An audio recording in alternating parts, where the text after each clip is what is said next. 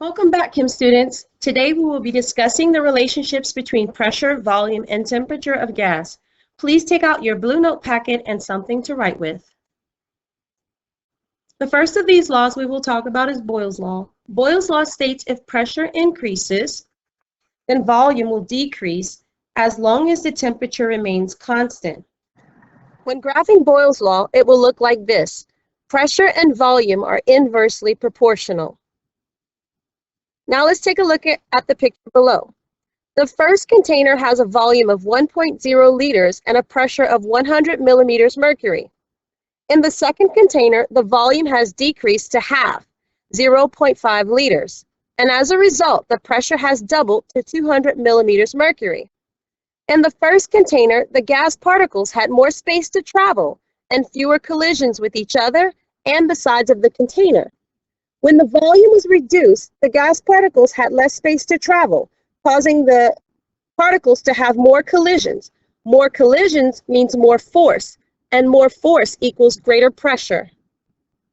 The formula for Boyle's law is P1 times V1 equals P2 times V2, where P equals pressure and V equals volume. Let's look at our first example. A gas has a volume of 3.0 liters at a pressure of 12 atmospheres. What pressure is needed to change the volume to 15 liters at constant temperature? The first thing we need to do is look at our variables. We have 3.0 liters, which is our V1. 12 atmospheres is our P1. We're looking for pressure, so that's our P2. And we have 15 liters, that's our V2. We're going to use the formula above. P1 times V1 equals P2 times V2. And we're going to rearrange that formula for P2. The formula is going to be P2 equals P1 times V1 divided by V2.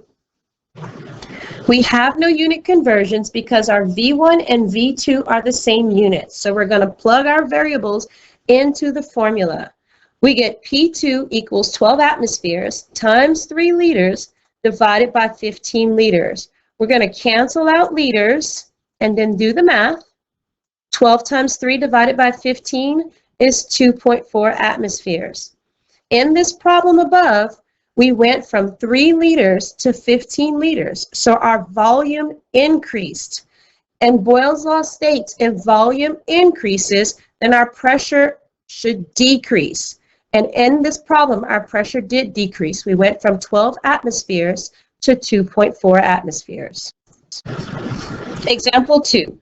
A 5-liter container of nitrogen gas is at a pressure of 1.0 atmospheres. What is the new pressure if the volume is decreased to 500 milliliters and the temperature remains constant? Pause the video and give this problem a try. Welcome back. In this problem, our V1 was 5.0 liters, our P1 was 1.0 atmospheres. We were looking for pressure, so that's our P2. 500 milliliters was our V2. We're going to use the formula above. P1 times V1 equals P2 times V2. Since we're looking for P2, we rearrange the formula. P2 equals P1 times V1 divided by V2. Before we can plug our variables in, we notice that our V1 is in liters and our V2 is in milliliters. So we have to choose either liters or milliliters. It doesn't matter which one. I chose to convert milliliters to liters, so 500 milliliters equals 0.5 liters. Plugged everything into the problem, did the math, and I got 10 atmospheres. And in the problem above, the volume decreased from 5 liters to 0.5 liters. And therefore, the pressure is going to increase, and it increased from 1 atmosphere to 10 atmospheres. The next law we're going to talk about is Charles' law. Charles' law states if temperature increases, then volume of a gas will also increase at constant pressure. The volume of the gas is directly proportional to the Kelvin temperature. If we were going to graph Charles' law, it would look like this. Look at the picture below. We have 2 containers with the same amount of gas particles. More heat has been applied to the second container. This causes the kinetic energy or movement of the gas particles to increase. Since pressure remains constant, the movement causes the container to expand, increasing the volume. Have you ever read the warning on an aerosol deodorant bottle? It says to keep away from high temperatures. Have you ever wondered why? It's because of Charles' law. Under high temperatures, the gas molecules inside the bottle will expand, which can lead to the bottle bursting. The formula for Charles' law is V1 times T2 equals V2 times T1, where V is for volume and T is for temperature. Let's look at our first example. A container of helium gas at 25 degrees Celsius is in an expandable 500 milliliter container is heated to 80 degrees Celsius. What is the new volume if the pressure remains constant?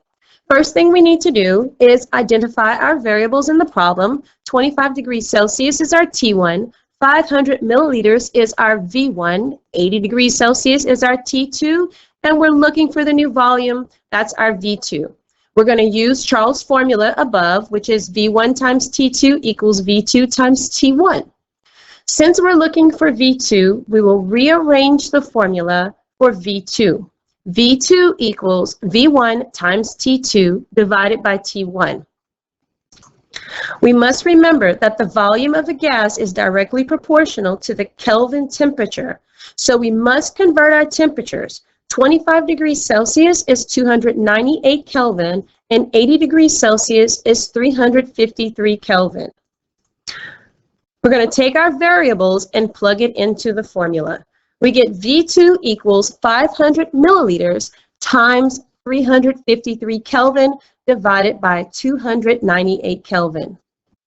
We need to cancel our units, so we're going to cancel Kelvin on top and Kelvin on bottom. Then we're going to multiply 500 milliliters times 353 divided by 290. We will get 592. 500 milliliters is 1 sig fig. So our answer will only have 1 sig fig. Our answer is 600 milliliters. In this problem, our temperature increased from 298 Kelvin to 353 Kelvin. Charles' law states if temperature increases, then the volume must also increase, and it did. It started off as 500 milliliters, and it went up to 600 milliliters. Example 2. A balloon is inflated outdoors on a hot summer day in Texas at a temperature of 37.8 degrees Celsius to a volume of 3.1 liters.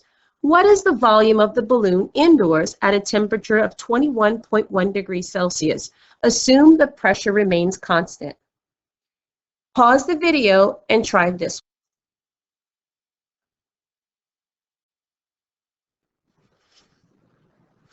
Welcome back. The first thing we need to do to solve this problem is identify our variables. 37.8 degrees Celsius is our T1, 3.1 liters is our V1, 21.1 degrees Celsius is our T2, and we're looking for volume, so that's our V2. We're going to use the Charles' law formula above. V1 times T2 equals V2 times T1.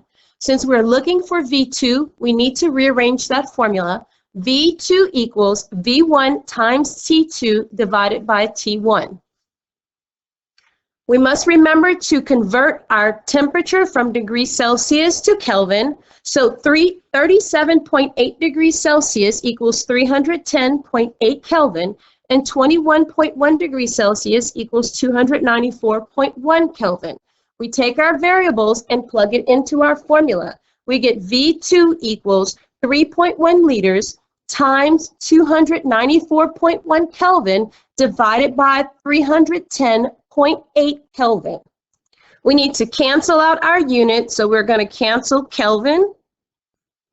And then we multiply 3.1 liters times 294.1 divided by 310.8, and we get 2.9 liters. If we look at this problem, we started with 310.8 Kelvin in our temperature, and it decreased to 294.1 Kelvin. So if our temperature decreased, then our volume should decrease also. And it did. We started with 3.1 liters, and we ended with 2.9 liters.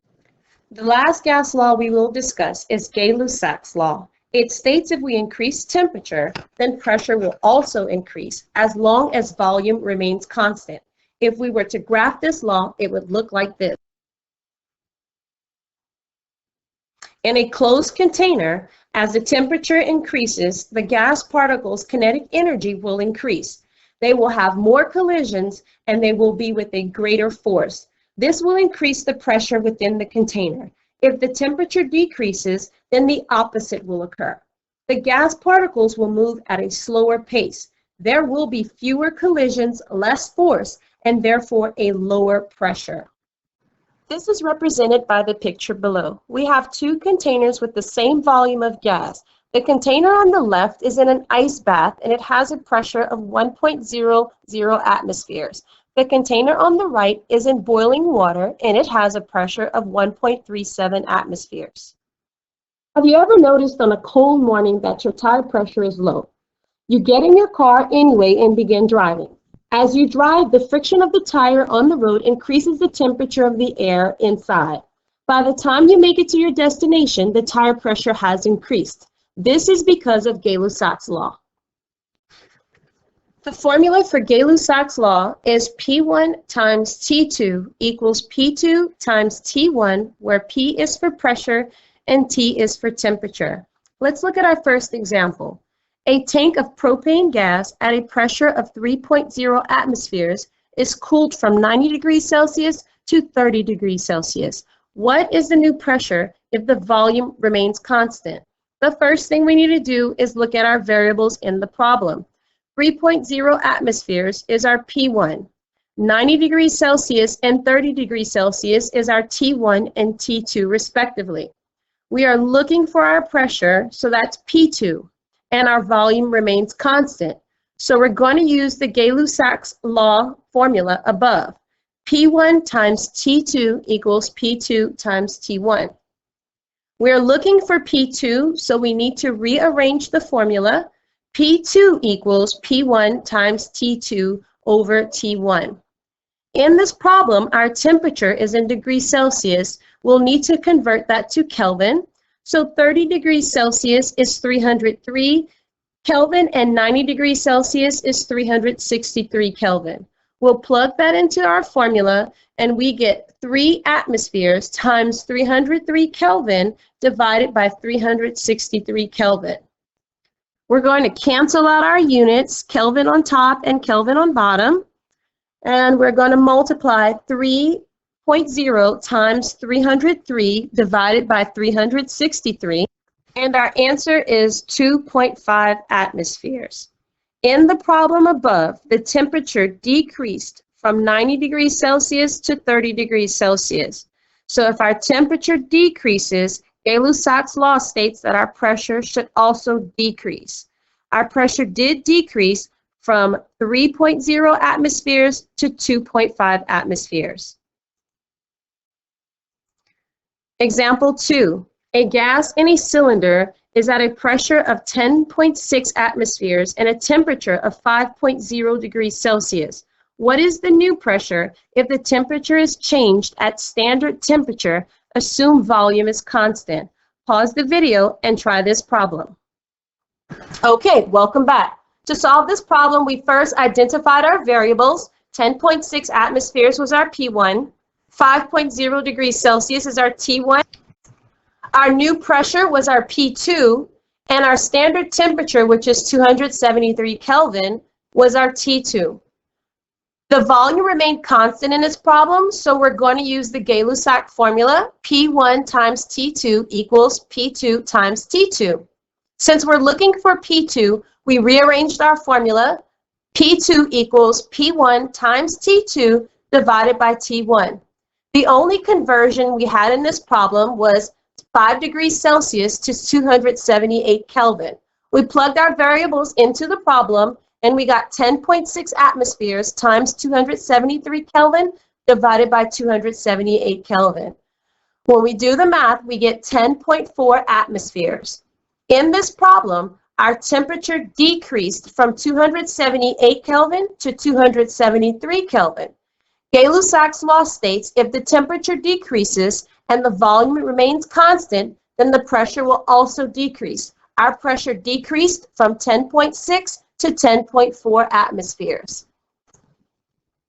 This concludes our gas law unit. If needed, please go back and rewatch the videos on Canvas, and good luck on your test.